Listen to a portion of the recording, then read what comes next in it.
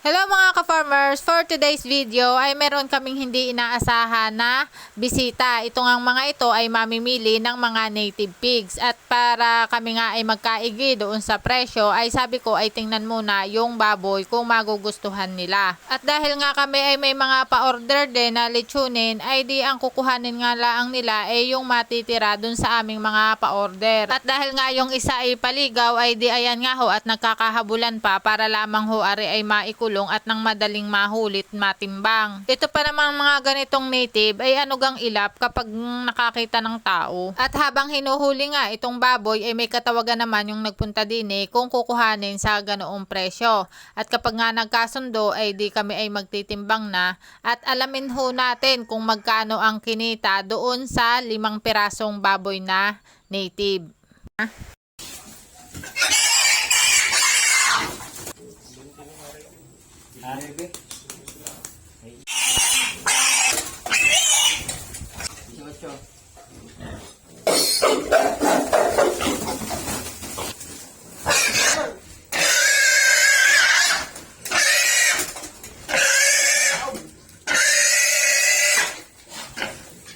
Basa.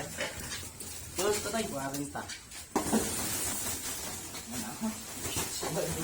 Hindi, harap sa ito na.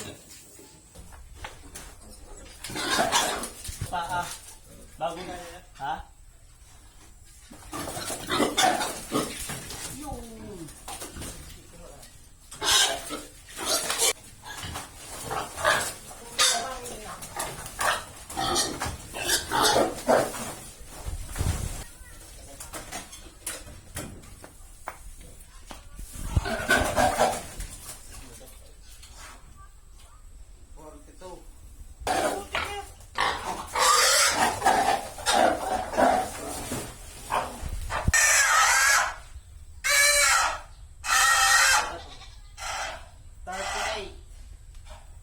Okay.